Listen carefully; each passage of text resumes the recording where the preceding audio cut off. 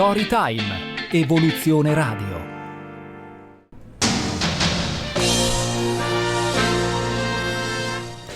Ben ritrovati cari amici, siamo su Storytime Evoluzione Radio, io sono Teodoro e qui vicino a me abbiamo Antonio Privitera. Ciao Antonio. Ciao a tutti, ciao Teodoro, grazie per avermi invitato. Grazie a te per essere venuto Antonio, tutto bene? Sì, bene, grazie. Antonio è un cuoco per passione, ha creato un blog ed è venuto oggi appunto per raccontare di sé, raccontare del blog e ci andrà a rispondere ad alcune domande.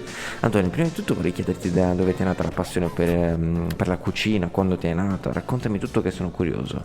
Ma la passione mi è nata un po' per necessità, perché avendo cominciato qui a studiare a Milano e all'inizio prendevo delle buste che cercavano di semplificarmi la vita, ma poi non mi facevano stare tanto bene. Allora mi sono un po' ingegnato a cucinare, ricordandomi un po' quello che, come tutti gli italiani, vedono fare la mamma, e quindi da lì pian pianino, mattoncino su mattoncino, la passione è nata. L'idea del blog è nata appunto per condividere questa passione con mia figlia e cercare di passare più tempo con lei.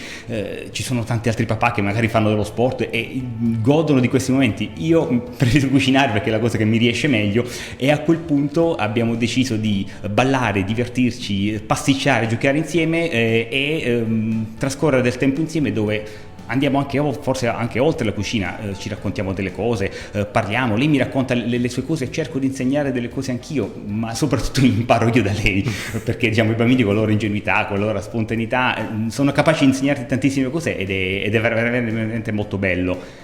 E poi se vogliamo anche tra virgolette un aspetto pratico, perché come tutti i bimbi anche la mia bimba a un certo punto ha smesso o non ha voluto provare delle cose nuove, si era fissata su certi prodotti tipo la pasta, le polpette, i taralini. Allora abbiamo cercato di coinvolgerla, di farla integrare ancora più della famiglia, rendendola parte integrante delle scelte anche culinarie, se vogliamo. Mm-hmm.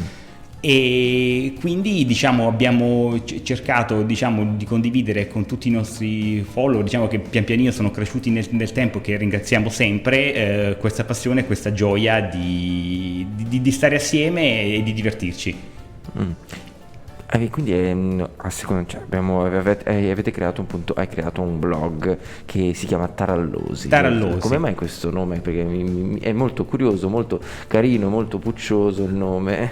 Ecco, puccioso, e hai detto il termine giusto, perché la puccia è un'altra ricetta tipica pugliese. Ma allora, io essendo pugliese sono sempre stato un appassionato dei tarallini, e quindi questa cosa di legare i tarallini al blog fatto con mia figlia, il nome mi è venuto tra virgolette anche facilmente, Tarallosi. Ho detto, noi siamo due tarallosi e quindi è nato così. E quindi ci piace magari scegliere delle ricette che magari io cerco di, tra virgolette, studiare, per modo di dire, leggendo un po' di libri, guardando tante ricette sui social, e poi cerchiamo un attimino di adattarle, perché possono essere gustate da tutta la famiglia. Non è semplicissimo, perché le ricette devono essere veloci, perché se no altrimenti la bimba poi un po' si annoia, il processo deve essere in un certo modo contenuto.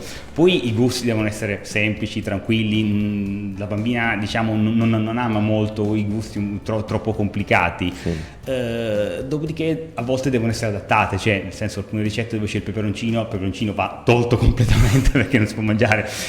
Magari dove c'è tanta cipolla o la riduciamo, oppure mettiamo il porro, che magari è un pochino più tranquillo, meno speziato, perché dicevo appunto i gusti troppo complicati la bimba non li apprezza.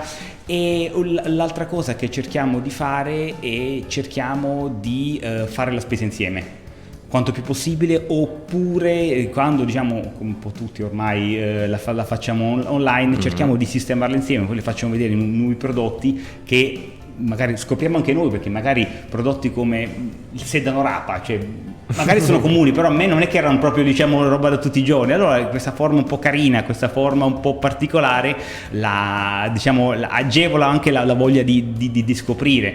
Per esempio, un'altra nota dolente della bimba è la frutta. Lei non mangiava tanto la frutta, allora il kiwi, questo verde non le piaceva. Allora invece, trovando dei kiwi rossi, che hanno sempre una base verde, però c'è il rosso, lei dice bello, insomma, è una roba nuova.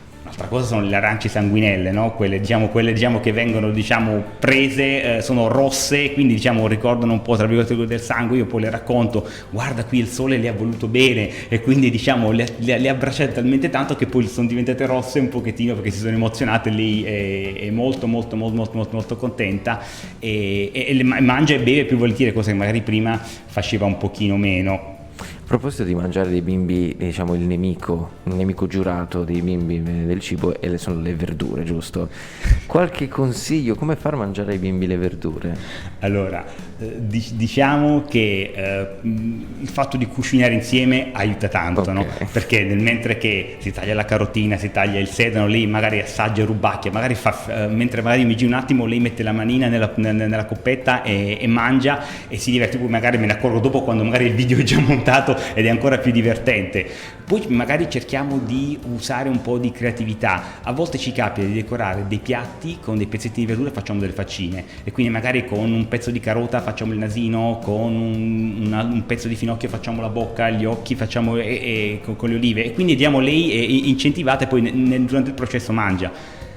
A volte mischiamo la verdura con qualcosa che le piacciono le polpette, quindi facciamo delle polpette cui magari tendono più al colore verde rispetto al colore marrone naturale della frittura, oppure diciamo, ma sai, perché non scegli tu la pasta? Che pasta vorresti? Allora magari lì a lei che la pasta piace, la pasta insieme alle verdure, magari è una combo, come piace dire a molti alcuni in questo periodo, che può funzionare. E poi ci piace anche portarla a vedere dove la frutta e la verdura vengono prodotti. La portiamo negli agriturismi, che è un po' è il luogo principe dove ci piace passare il tempo. Andiamo a vedere dove magari coltivano le zucche, e fanno questi kiwi rossi.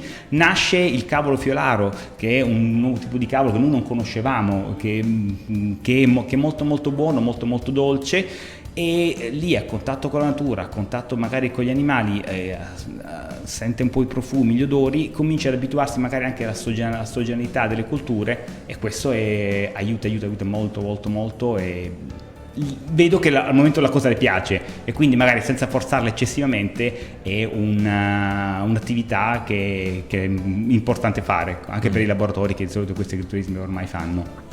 Sul blog quindi le persone possono trovare tutte le ricette, e dove poi vi divertite. Sì, fate vedere come cucinate insieme tutto. Noi cerchiamo di proporre ricette che sono un po' adatte a tutta la famiglia. Speriamo che possano introdursi una dieta più o meno sana e bilanciata, anche se noi non siamo degli esperti. Descriviamo i prodotti un po' come ti dicevo prima, che sperimentiamo, che conosciamo, e facciamo anche qualche recensione dei agriturismi, perché ci piace magari dare il nostro piccolissimo contributo a gente che si impegna e che lavora e che merita tanto. E poi trovate qualche minuto in cui magari vi potete divertire vedendo un papà e una figlia che imparano a conoscersi, che si divertono, che si vogliono bene, e magari vi fa passare qualche secondo della giornata in allegria. Questo è il nostro scopo. È una scena molto molto bella, me la sto immaginando, guarda, poi mi andrò a seguire sicuramente. Ti ringrazio. Leggo i contatti nel caso qualcuno si incuriosite e voglia chiedere informazioni, andare a seguire. Volentierissimo. Potete andare a visitare la pagina Instagram cercando Tarallosi, se no mandare una mail a tarallosicook@gmail.com, pagina Facebook Tarallosi, canale YouTube Tarallosi e anche TikTok Tarallosi. Bene, perfetto. Antonio, qualche novità prossimamente, molto velocemente? C'è qualche novità prossimamente che dovete introdurre? Guarda, vogliamo provare a fare certi tipi di focacce che magari i bimbi non sono molto avvezzi. Vorremmo fare la focaccia con la scarola, che è una cosa tipica napoletana, ed è un nuovo modo per far conoscere questa verdura alla bimba, e insieme alla pizza, che è un alimento che i bimbi apprezzano molto. Ok, Antonio, guarda, io ti ringrazio per essere Grazie a voi dell'opportunità. Quindi auguriamo buona fortuna a te e a tutto il blog, e anche alla bimba di crescere meglio, bene, bella grande, mangiare bene tutte le cose. Gli auguriamo tantissima visibilità, 100.000 follower alla settimana. Oh, mamma mia, grazie. Il minimo. Successo, ancora una volta successo. Grazie ancora a voi di tutto. Ciao. Grazie a te. Noi di Storytime invece ci interrompiamo per una brevissima pausa. A tra poco. Storytime. Evoluzione Radio.